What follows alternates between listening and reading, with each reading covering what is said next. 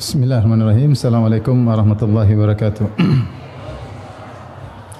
Alhamdulillahi ala ihsani wa syukru lahu ala taufiqihi wa amtinani. Asyhadu an la ilaha illallah wahdahu la syarika lahu ta'ziman li sya'ni.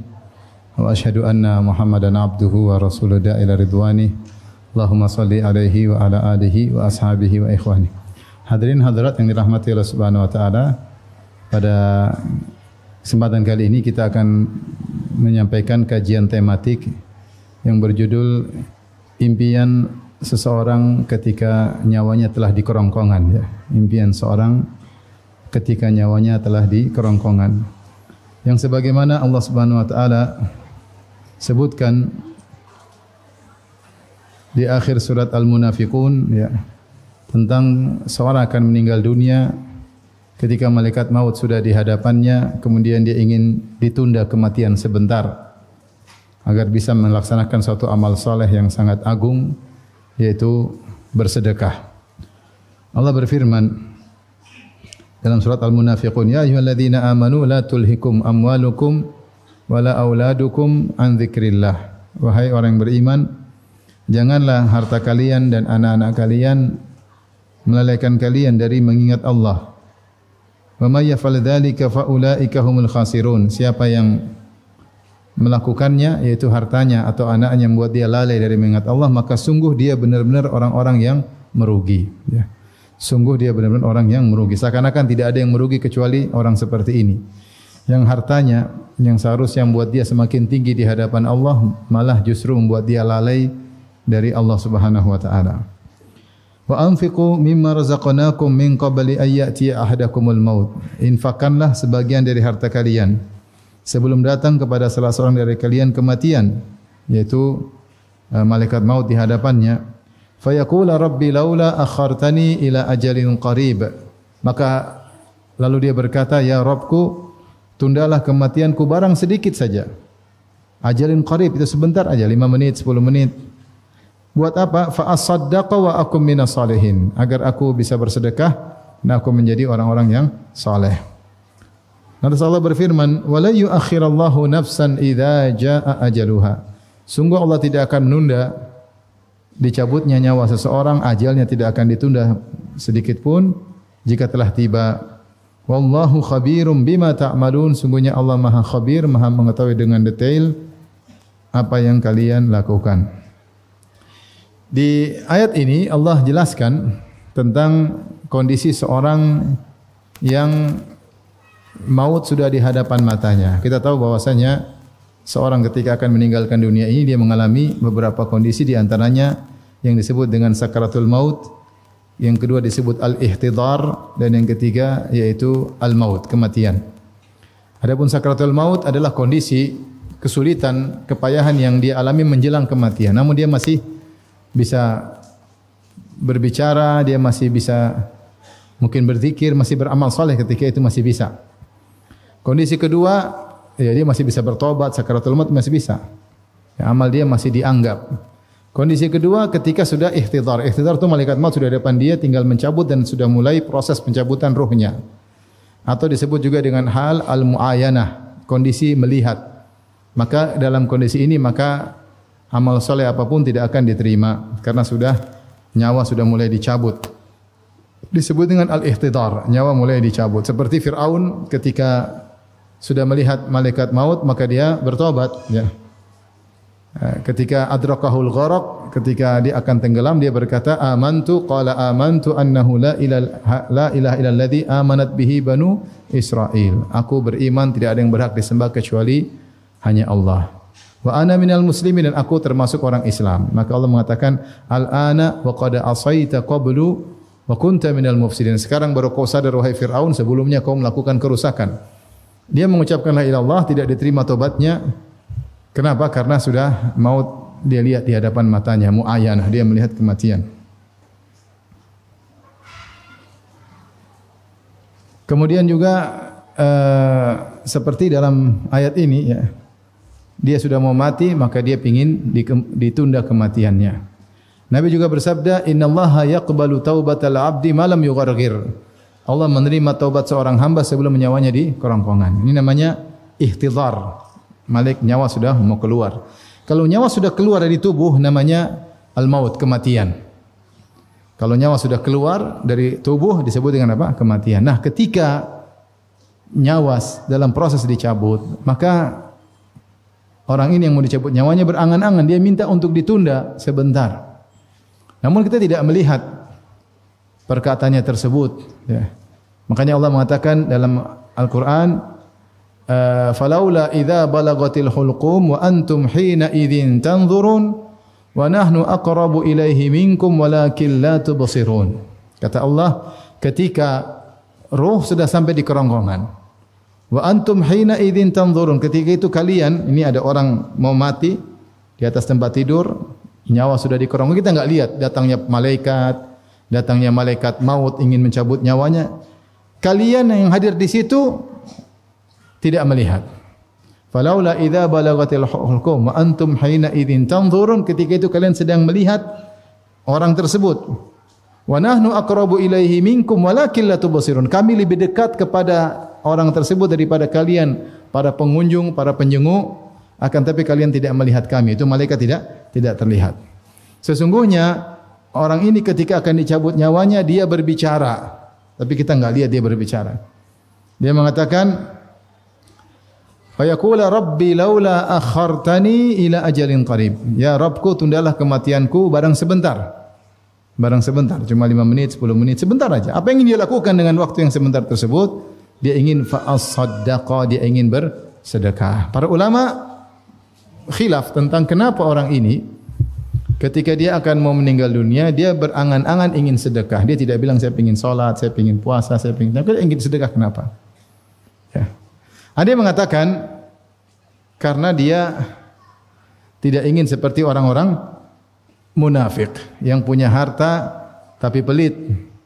Karena di awal surat Allah atau sebelumnya Allah menceritakan, mengatakan tentang orang-orang munafik, humul ladzina yaquluna la tunfiqu ala man 'inda Rasulillahi hatta yanfaddu. Di mana orang munafik berkata, janganlah kalian berinfak kepada Muhammad sampai orang-orang di sekitarnya pergi, yaitu mereka berwasiat kepada masyarakat untuk tidak memberi sumbangan untuk dakwah. Jangan kasih. Ini sifat orang munafik. Sehingga dia ingin tidak seperti orang-orang munafik. Demikian juga dalam surat At-Taubah ayat 67, Allah sebutkan ciri-ciri orang munafik. Kata Allah, al munafiquna wal munafiqatu ba'dhuhum min ba'd. Orang-orang munafik laki-laki dan perempuan sebagian yang lain adalah dengan yang adalah sama. Ya'muruna bil munkar wa yanhauna 'anil ma'ruf wa yaqbiduna aydiyahum. Kerjaan orang munafik adalah menyuruh kepada kemungkaran, melarang dari kebaikan. Bukan amar ma'ruf nahi munkar, tapi amar munkar nahi ma'ruf. Bukan amar ma'ruf nahi munkar, tapi amar munkar nahi anil ma'ruf. Dan di antara sifat mereka, wa yaqbiduna aydiyahum, mereka melipat tangan mereka, maksudnya mereka pelit. Mereka pelit. Maka ada yang mengatakan orang ini ketika akan meninggal dunia, kemudian dia berangan-angan untuk bersedekah karena dia tidak ingin seperti orang-orang apa? Munafik. Ini pendapat. Ada pendapat lagi yang mengatakan dia ingin bersedekah karena dia tahu dia mampu untuk bersedekah. Ya, tentu kalau orang mungkin hartanya banyak, dia ingin apa? Ingin sedekah. Ya, ingin sedekah. Amal spesial yang tidak bisa dilakukan oleh banyak orang. Siapa yang bisa kuat bersedekah? Orang yang punya apa? Harta. Kalau tidak punya harta tidak bisa bersedekah. Kebetulan harta dia banyak, tapi dia keburu meninggal tidak sempat bersedekah. Maka dia ingin bersedekah. Dia tidak bilang ibadah yang lain karena dia ingin bersedekah. Ada yang mengatakan sedekah karena dia tahu sedekah adalah ibadah yang terbaik untuk kebaikan dia di alam barzakh maupun di akhirat. Karena keutamaan sedekah sangat-sangat banyak. Mungkin dia punya ibadah-ibadah yang lain, ya.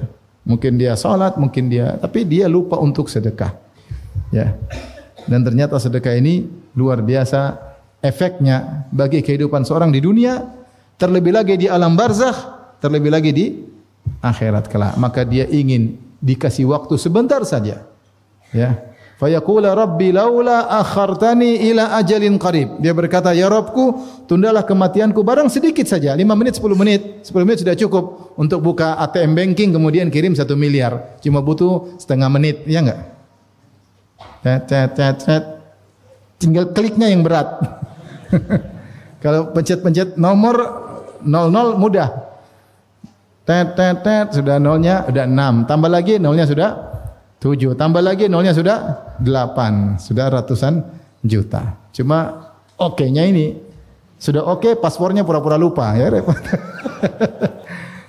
Sehingga dia dikasih waktu, kalau dikasih waktu 5 menit saja dia ingin bersedekah. Tapi Allah mengatakan wala yu'akhirallahu nafsan idza jaa ajaluha. Kalau sudah tiba nyawa seorang tidak akan ditunda. Demikianlah orang-orang berangan-angan tatkala bermimpi, berangan-angan ketika waktu sudah lewat, penyesalan yang tiada guna. Oleh karenanya ikhwan dan akhwat, kita akan mengalami apa yang dialami oleh orang ini. Kita akan mengalami namanya halatul ihtidhar, yaitu nyawa di kerongkongan. Kita akan mengalami. Maka jangan sampai kita berangan-angan seperti dia. Kita ingin kalau kita punya harta kita infakkan di jalan Allah Subhanahu wa taala. Ya. Oleh karenanya Rasulullah pernah berkata, ayyukum malu warasatihi ahabbu ilaihi min mali, atau kama qala Nabi sallallahu alaihi wasallam. Siapa di antara kalian yang harta ahli warisnya lebih dia suka daripada hartanya sendiri? Sahabat berkata, mana ada orang lebih suka kepada harta ahli warisnya? Semua orang lebih suka hartanya sendiri. Ahli waris saya siapa? Kalau saya meninggal, ahli waris saya itu istri saya, anak saya. Ya. Orang tua saya sudah meninggal, jadi tinggal anak sama istri saya. Ya. Kalau ternyata anak sudah besar, sudah berkeluarga, sudah ya. Mana lebih saya suka? Saya punya harta sendiri atau harta anak saya, harta istri saya? Lebih enak punya harta sendiri. Kita harta anak saja kalau kita minta enggak enak, ya enggak? Taruh anak kita kaya, kita minta-minta kan enggak. Coba kalau harta sendiri kan terserah kita. Apalagi istri minta-minta, aduh malu-maluin. Ya. Meskipun istri kita kaya, kita minta enggak enak, harga diri dong. Anak kita kaya, kita minta juga enggak enak. Itu ahli waris kita. Kalau dia punya harta, mana lebih suka? Harta dia atau harta kita sendiri? Lebih enak harta kita sendiri. Maka Nabi membuat agar seorang berfikir, kalau kau lebih suka hartamu, mumpung lagi di tanganmu, maka gunakanlah untuk kemaslahatanmu yang paling utama, untuk dunia maupun akhiratmu. Karena kalau kau pelit-pelit, kau tidak sumbangkan di jalan Allah, begitu kau meninggal, ini harta lari ke ahli warismu. Kalau lari ke ahli warismu, seandainya ahli warismu yang bersedekah, dia yang dapat pahala, bukan kamu. Yang dapat pahala dia, bukan kamu. Maka seorang kalau sudah memenuhi kewajibannya untuk anak istrinya, hendaknya dia memikirkan tentang akhirat dia, tentang alam barzah dia. Ya. Nabi berkata, yaqulu ibnu Adam mali mali. Wa ma maluka ya ibnu Adam illa ma akalta fa afnait wa ma labista fa ablait wa ma tasaddaqta fa amdait. Hartamu cuma yang kau makan, itulah hartamu sungguhnya. Kau makan selesai. Yang kau pakai itu hartamu, baju kau pakai, motor kau pakai itu hartamu sungguhnya. Sama yang kau sedekahkan kau bawa di dalam alam kubur. Sama yang kau sedekahkan itu yang akan berjalan dalam alam kuburmu sampai hari kebangkitan, sampai hari kiamat. Sisanya itu bukan hartamu. Tapi kau punya uang banyak, punya uang 1 triliun, yang kau makan cuma tahu goreng, ayam goreng, itu yang kau makan. Itulah hartamu. Yang lain yang bukan kau makan bukan hartamu. Kau punya mobil 100 karena kau punya rental mobil. Yang kau pakai itulah hartamu, yang lain kau tidak pakai. Sesungguhnya kau tidak menikmati itu semua, yang kau nikmati yang kau pakai. Iya enggak? Rumahmu 10, yang kau pakai 1, itulah rumahmu sesungguhnya. Karena yang lainnya kau tidak pakai. Tetapi kalau kau infakkan di jalan Allah, maka semuanya akan kau pakai. Di alam barzakh maupun di mana di akhirat.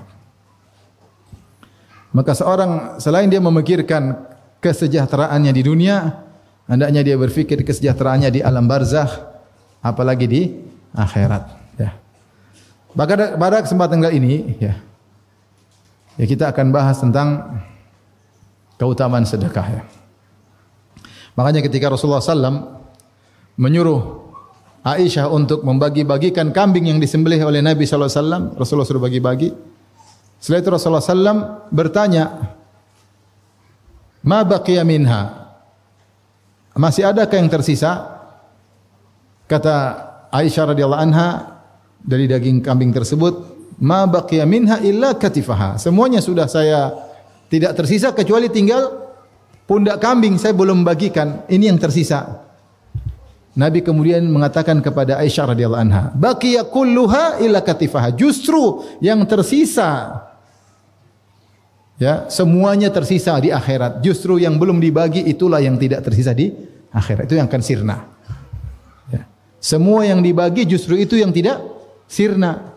Yang tidak dibagi itulah yang sirna, tidak ada faedahnya.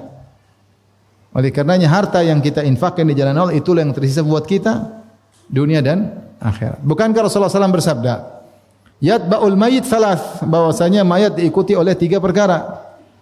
Ahluhu wa maluhu wa amaluhu, diikuti oleh istri, keluarganya, anak istrinya, diikuti oleh hartanya, yaitu budak-budaknya, mungkin mobilnya ikut ngantar, ya.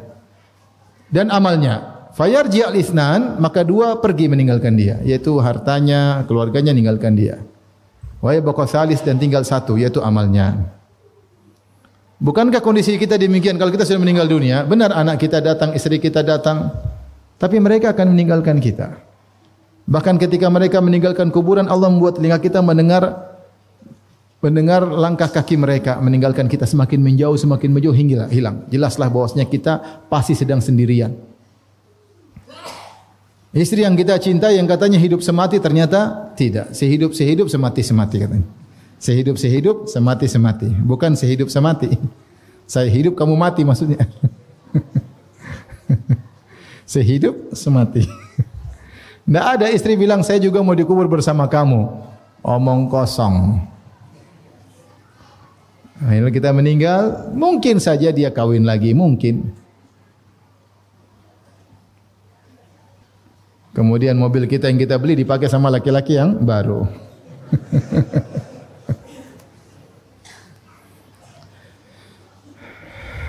Semua meninggalkan kita. Harta kita yang kita kumpulkan, kita belikan rumah, belikan aset, belikan mobil baru semua. Tidak ada yang dikubur bersama kita. Tidak ada. Tidak bisa kita. Dikubur pun kita nggak bisa pakai. Buat apa? Memang mau main mobil-mobilan dalam kuburan. Yang bersama kita cuma amal soleh. Itu yang menemani kita. Allah rubah dia bentuknya menjadi seorang yang tampan. Datanglah seorang laki yang tampan, yang wangi aromanya, maka sang mayat berkata, "Man anta? Siapa engkau?" Kata dia, "Ana amaluka salih." Aku adalah amal solehmu. Aku adalah salat malammu, aku adalah sedekahmu, ya. Aku adalah berbakti kepada orang tuamu. Oleh karenanya agar harta kita bisa ikut dalam kuburan, maka rubah jadi amal saleh. Rubah jadi amal saleh. Dengan disedekahkan di jalan Allah, maka akan menemani kita di kuburannya. Saya ditelepon kawan, "Ustaz, kirim nomor rekening." "Buat apa?" "Saya mau sedekah, Ustaz." Masya Allah. "Ya, saya mau harta saya nemani saya di kuburan." Dia bilang. "Saya ingin harta saya nemani saya di kuburan. Ini kirim rekening, ini ada yang butuh, kirim sana." Dia bilang dengan lapangnya, dengan lempengnya, "Saya ingin harta saya nemani saya di kuburan." Oleh karenanya, pada kesempatan kali ini kita akan menyebut tentang keutamaan sedekah, ya, agar kita semua termotivasi, baik pembicara maupun yang mendengarkan.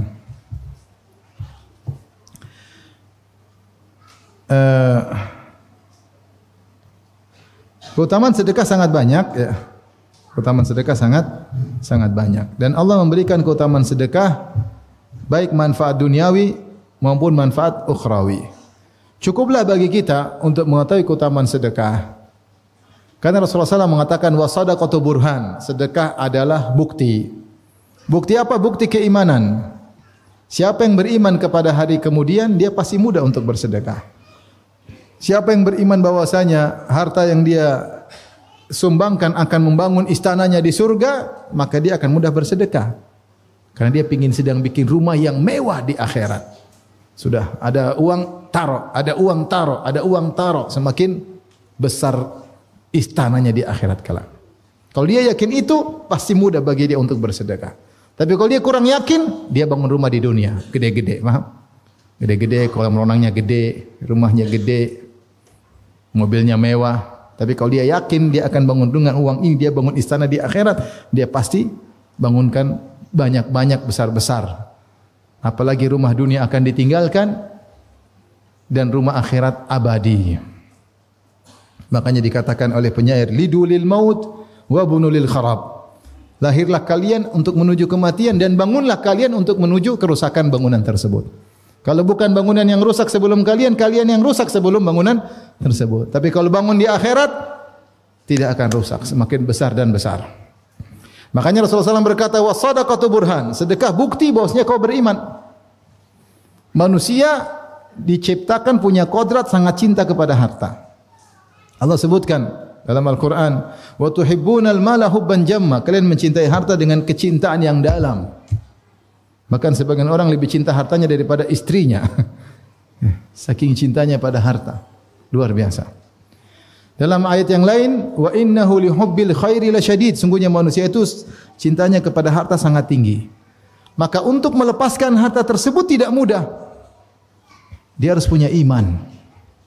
Maka kalau dia imannya tinggi, dia mudah untuk bersedekah. Karena dia tahu sedekah yang dia keluarkan akan bangun untuk kemaslahatan dia.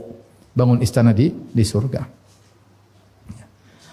Makanya ketika Allah berbicara tentang sedekah, Allah berkata, "Man kana yu'minu billahi wal yawmil akhir falyukrim jarahu." Siapa yang beriman kepada Allah dan hari akhirat, dia muliakan tetangganya. Di antaranya dia berikan pemberian kepada tetangganya. "Man kana yu'minu billahi wal yawmil akhir falyukrim dhaifahu." Siapa yang beriman kepada Allah dan Rasulnya, kepada Allah dan hari akhirat, dia akan memuliakan tamunya. Tamunya datang, dia sambut, dia jamu. Karena dia beriman, ini ada balasannya di akhirat kelak. Di dunia sebelum di akhirat. Maka sedekah itu di antara kemuliaan adalah bukti keimanan. Karenanya kalau kita baca Al-Quran, banyak isinya suruh sedekah, banyak. Wa anfiqu mimma razaqnakum, infakkan. Ya. Ladzina yunfiquna amwalahum fi sabilillah, yang berinfak ya Allah Subhanahu wa taala. Banyak sekali. Falaqatahamal aqabah wa ma adraka mal aqabah fakku raqabah aw it'amun fi yaumin dhi masghaba yatiman dha matrabah. Yatiman dha maqraba atau miskinan dha matraba. Kata Allah, kalau dia ingin melewati halangan untuk masuk surga, apa yang dilakukan? Fakku raqabah, merdekakan budak. Butuh duit atau tidak? Butuh duit. Au it'amun fi yaumin dhi masghaba, atau bagi-bagi makanan tatkala musim kelaparan, bagi makanan butuh duit atau tidak? Sedekah. Yatiman dha maqrabah, bantu anak yatim yang masih punya kekerabatan, bantu juga butuh biaya. Au miskinan dha matraba, atau dia bantu orang miskin yang tidak punya apa-apa kecuali tanah, juga butuh sedekah. Jadi dalam Al-Quran banyak sekali sedekah banyak sekali. Lan tanalul birra hatta tunfiqu mimma tuhibbun. Kalian tidak akan mencapai kebahagiaan yang sesungguhnya, iman yang sungguhnya, kebajikan yang sungguhnya sampai kalian menginfakkan apa yang kalian cintai. Allah tidak mengatakan sampai kalian cinta menginfakkan apa yang paling kalian cintai, tidak. Itu berat. Allah mengatakan sampai kalian menginfakkan apa yang kalian cintai. Harta kita cinta, kita infakkan. Tapi para sahabat ketika menerapkan ayat ini, mereka menerapkan menginfakkan yang paling mereka cintai, bukan yang mereka cintai aja.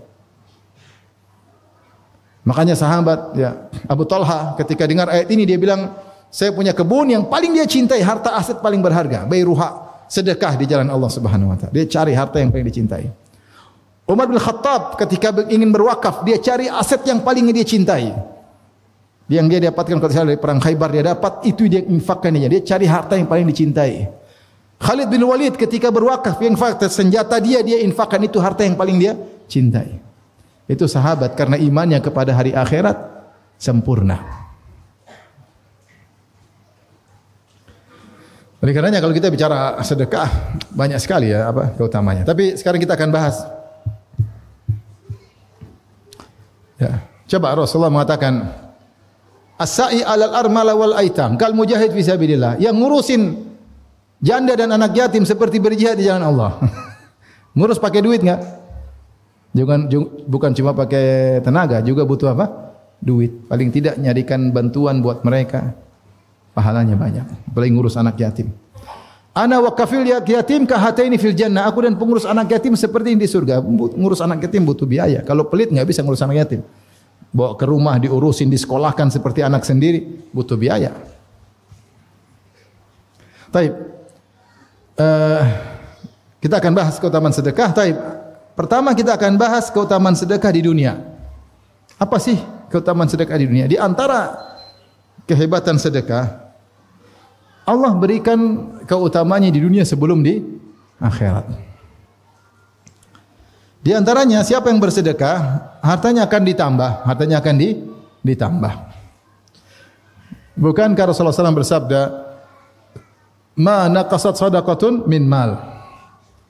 Harta sedekah tidak mengurangi harta. Bahkan Rasulullah bersumpah 3 perkara di antaranya kata Nabi, "Ma naqasat shadaqatun mal." Itu demi Allah sedekah tidak akan mengurangi harta. Al-Baji mengatakan bal zada al-mal, ya. Atau bal zadatil mal, bahkan menambah harta.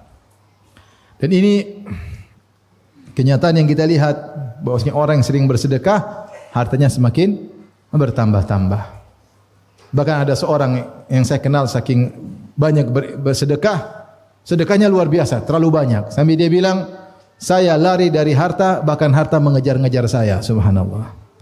Saya lari harta, bahkan harta mengejar. Hartanya bertambah-tambah terus, banyak sekali hartanya. Semakin sedekah tambah lagi hartanya, semakin sedekah tambah lagi apa? Hartanya.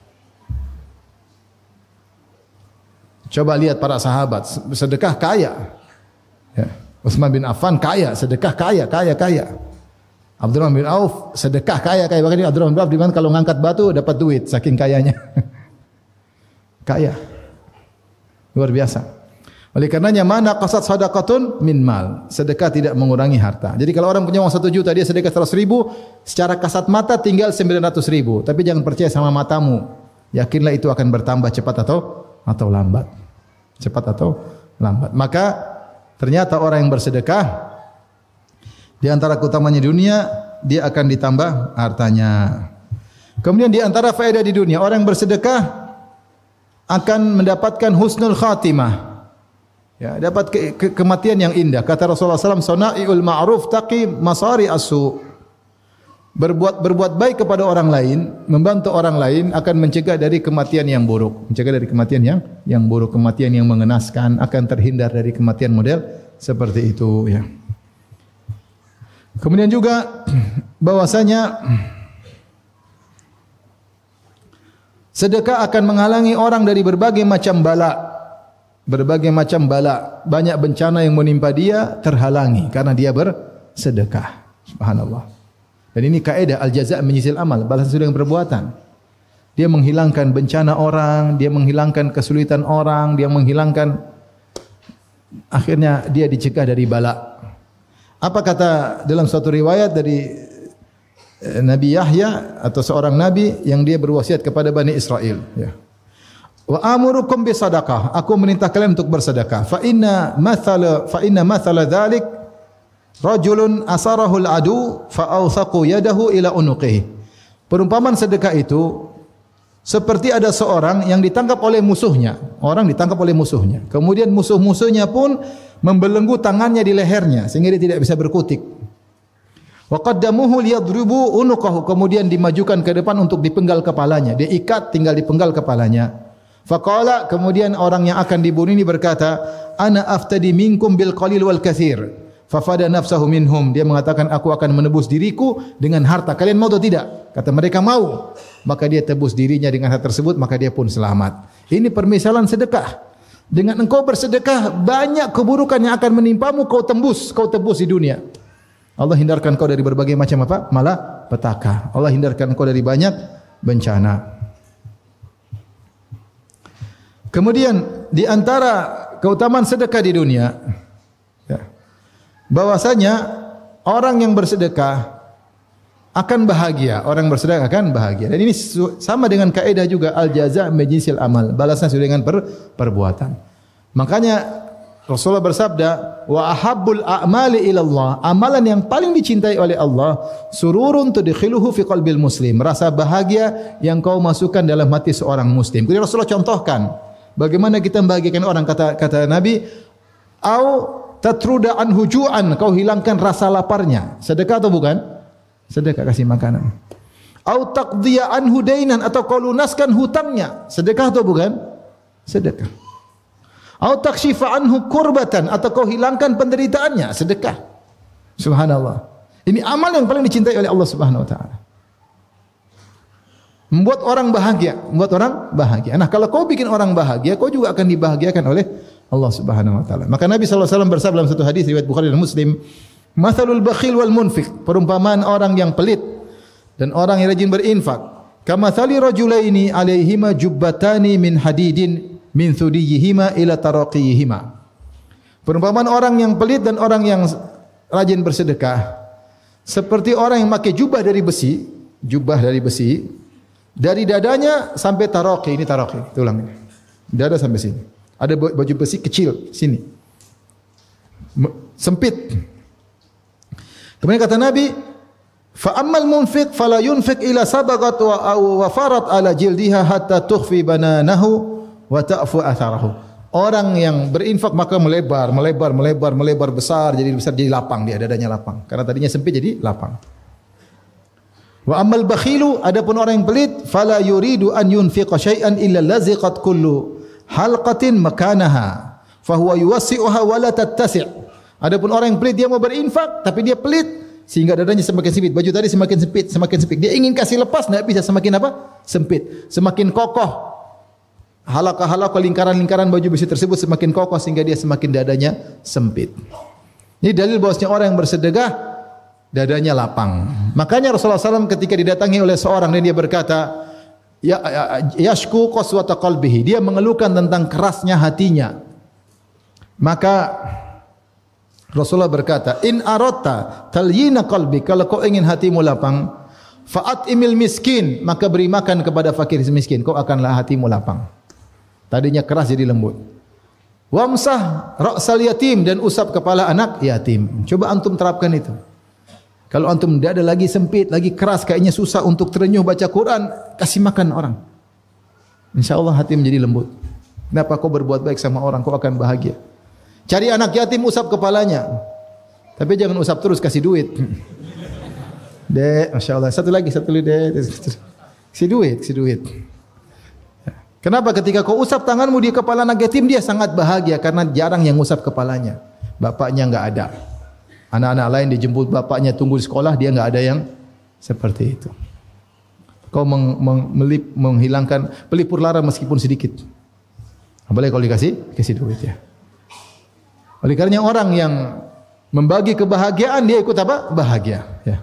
Sampai dibahas secara medis. Apakah orang membagi kebahagiaan ikut bahagia? Ya dibahas. Saya mau baca di internet ada. Saya pernah baca. Pengaruh secara medis, psikologi.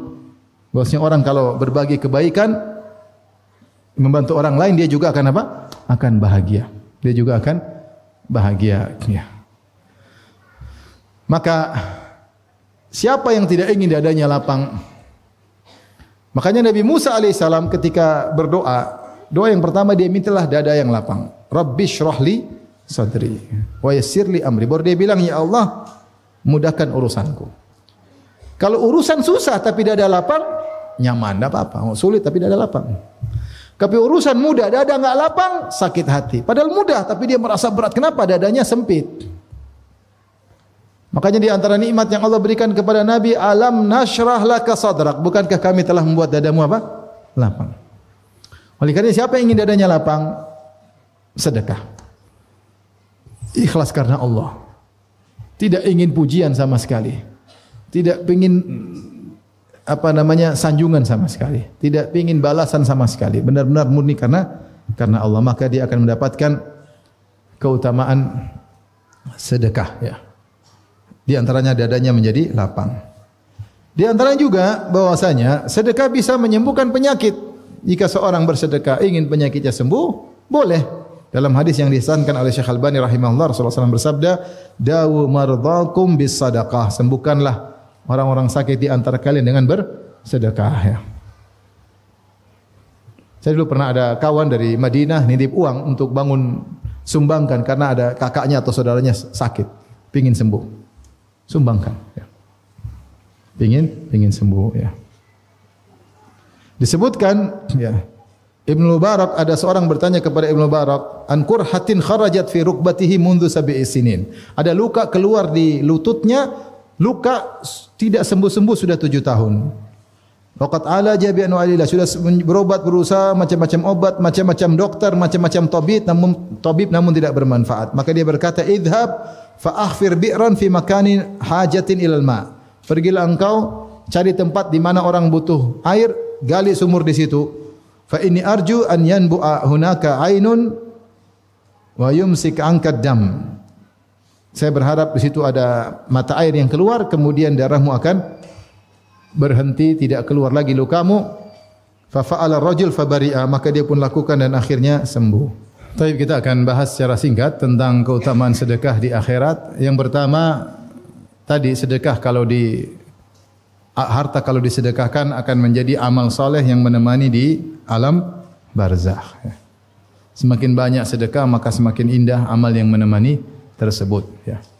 Adapun kalau tidak kita sedekahkan maka hanya menemani kita di dunia. Itu pun masih banyak kalau orang kaya hartanya tidak bisa dia nikmati. Dia hanya ngumpulin buat orang lain. Dia sendiri terkadang tidak bisa menikmati. Benar-benar kita nikmati harta tersebut, begitu kita mati semua harta yang kita sedekahkan langsung kita nikmati di alam barzakh. Tapi ketika dibangkitkan maka seorang sedekahnya akan menjadi naungannya pada hari kiamat kelak. Kata Nabi sallallahu alaihi wasallam, kullu mri'in tahta sadaqatihi yaumal qiyamah hatta yuqda bainan nas, atau kama qala Nabi sallallahu alaihi wasallam. Seluruh masing-masing orang di bawah naungan sedekahnya sampai selesai persidangan Allah Subhanahu wa taala. Untuk menanti persidangan mungkin ribuan tahun, di padang mahsyar 50.000 tahun. Kemudian matahari jarak 1 mil. Di masa menanti tersebut sampai orang selesai di sidang, sedekahnya akan menaunginya. Semakin banyak sedekahnya, maka semakin luas naungannya. Dia semakin nyaman. Orang pada kepanasan di bawah terik matahari jarak 1 mil, dia merasa nyaman karena dinaungi oleh sedekahnya. Kemudian sedekahnya akan menghalangi dia dari neraka jahanam. Kata Nabi sallallahu alaihi wasallam, fattaqun nara walau bisyikki tamrah. Hindarkanlah dirimu dari neraka meskipun bersedekah hanya sepenggal korma. Kalau kau tidak punya harta kecuali 1 butir korma, sedekah sepenggalnya.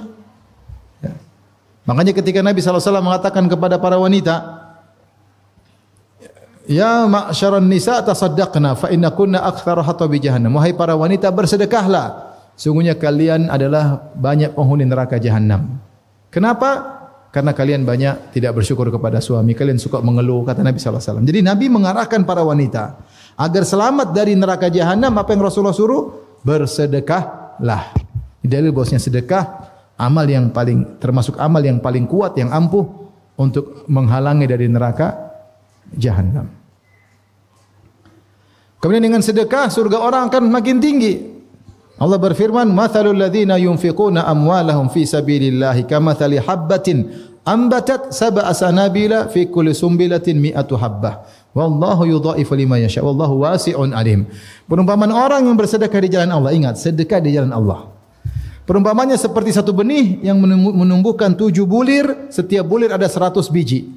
Jadi 1 menjadi 700. Kata para ulama, amal soleh minimal 10. Ya, al-hasanatu bi asyri amsalihah. Kebaikan dilipat gandakan 10. Kecuali sedekah di jalan Allah, minimalnya 700. Minimalnya 700. Jadi kalau ada sedekah untuk dakwah, untuk jihad, ya, untuk di antara jihad adalah dakwah, jihad bil ilm. Kalau ada apalagi kemudian untuk jadi amal jariyah, bangun masjid untuk lahan dakwah atau apalah pokoknya untuk dakwah, ya, maka minimal pahalanya 700 kali lipat. Dia mengalami pengecualian berdasarkan ayat ini, sebagaimana pendapat sebagian ulama. Berarti pahala cepat berlipat ganda. Maka otomatis menjadikan surganya tinggi, ya. Oleh karenanya, ikhwan dan akhwat yang dirahmati Allah Subhanahu wa taala, seorang yang diberikan harta, kalau dia bersedekah, maka itu Allah telah beri dia karunia. Makanya Rasulullah SAW mengatakan, la hasada illa fitnatain. Tidak ada hasad kecuali kepada 2 orang. Yaitu janganlah kau iri kecuali pada 2 orang saja. Yang pertama, rajulun atahu Allahul hikmah wa huwa yaqdi biha wa yu'alima. Orang yang Allah berikan dia ilmu, kemudian dia mengajarkannya, berhukum dengan ilmu tersebut, yaitu ulama. Yang kedua siapa? Yang kata Nabi jangan iri kecuali pada 2 orang ini. Yang kedua siapa? rajulun atahullahul mal, seorang yang Allah berikan harta, wa huwa yusallituhu ala halakati fil haq, kemudian dia paksa dirinya untuk menginfakkan harta tersebut dalam kebaikan. Ini pantas kau, jangan yang lain, enggak usah cemburu, kata Nabi SAW. Cemburu pada dua orang ini aja. Kenapa agama dibangun di atas dua orang ini? Agama itu butuh biaya, butuh orang berilmu, ya tidak? Makanya saya bilang Nabi SAW di awal dakwah, Allah beri taufik, Nabi menikah dengan janda kaya raya. Siapa? Khadijah. Kemudian punya sahabat yang sangat kaya raya. Siapa? Abu Bakar As-Siddiq. Yang Nabi butuh harta mereka. Sampai Nabi berkata, "Mana fa'ani malun qad, mana fa'ani malu Abi Bakar." Tidak ada harta bermanfaat bagiku sebagaimana manfaatnya harta Abu Bakar. Abu Bakar pun menangis. Kata Abu Bakar, "Ma nafsi wa mali illa laka ya Rasulullah." Tidaklah jiwaku dan hartaku kecuali untuk Anda wahai Rasulullah. Ya. Jadi Nabi mengatakan, jangan hasad kecuali pada orang ini. Oleh karenanya, fuqaraul muhajirin, para muhajirin yang miskin datang kepada Nabi cemburu. Karena teman-temannya yang kaya pada bersedekah. Kata mereka, ya Rasulullah, jadi mereka dulu berlomba-lomba, munafasah, saingan dalam beramal soleh. Bukan karena dengki, enggak, bukan karena hasad, enggak, tapi ingin bersaing sehingga mereka lihat semua dengan pandangan apa? Akhirat. Kata mereka, ya Rasulullah, dhahaba ahlud duthuri bil ujuri. Orang-orang kaya dapat pahala, kami tidak dapat. Mereka tidak bilang, ya Rasulullah itu kaya, kami miskin. Enggak. Mereka enggak pikir itu. Mereka mengatakan dhahaba ahlud duthuri bil ujuri. Orang-orang kaya punya harta banyak, punya sedekah amal pahala banyak karena mereka bersedekah, kami tidak. Kata mereka, yusalluna kama nusalli. Kami salat, ternyata mereka juga salat. Wa yasumun kama nasum. Kami puasa, mereka juga puasa. Bedanya, wa yatasaddaquna bi fuduli amwalihim. Mereka bisa bersedekah dengan harta mereka berlebihan, kami tidak bisa. Jadi cemburu. Maka Rasulullah kasih solusi. Supaya kalian bisa menyaingi orang kaya, ada sedekah bentuk lain, bukan sedekah harta. Sedekah dengan bentuk lain. Inna fi kulli tahlilatin sadaqah. La ilaha illallah, sedekah. Wa tasbiha, wa kulli tasbihatin sadaqah. Bilang subhanallah, sedekah. Takbiratin sedekah. Allahu akbar, sedekah. Wa ta'dilu balal itsnain, sedekah. Ada orang berhukum kepada engkau hukum dengan dalil, itu sedekah. Wa tu'inur rajul ala dabbatihi au tahmilu mata'u 'alaiha. Kau bantu orang supaya bisa naik di atas kudanya, di atas ontanya, atau kau bantu angkat barangnya. Seperti mungkin ada sekarang ada orang angkat barang kita bantu, itu juga apa? Sedekah. Sampai Rasulullah mengatakan tabassumuka fi wajhi akhika sedekah, senyum kepada saudaramu sedekah. Oh, para orang miskin semangat. Kita punya sedekah model lain nih. Ternyata orang kaya juga dengar. Mereka juga tasbih. Datang lagi yang miskin-miskin, ya Rasulullah, mereka dengar. Dan mereka juga lakukan. Bagaimana nih ya Rasulullah? Tidak ada solusi lain. Kata Rasulullah, "Dzalika fadlullah yu'tihi may yasha." Sudah, itu karunia Allah sama mereka. Sudahlah, mau diapain? Gampangannya demikian. Oleh karena kalau orang diberi rezeki kemudian dia bersedekah, kesempatan bagi dia untuk naik. Makanya Allah mengatakan, siapa ya, wa may yaf'al dzalika fa ulaika humul khasirun. Siapa yang ternyata hartanya membuat dia lalai dari Allah, sungguh mereka itu orang yang merugi. Seakan-akan tidak ada orang yang rugi kecuali mereka. Kenapa? Harta itu sebenarnya bisa untuk meningkatkan derajat di sisi Allah, bisa bangun istana setinggi-tingginya, sehebat-hebatnya, semegah-megahnya, bisa punya bidadari secantik-cantiknya. Ternyata dia tidak lakukan. Ternyata dia bangun istananya di dunia sebesar-besarnya, semegah-megahnya. Ternyata di akhirat pas-pasan. Rugi enggak? Rugi. Oleh karenanya, kalau kita punya harta jangan ragu-ragu untuk bersedekah. Sungguhnya kita sedang membangun istana dengan harta tersebut.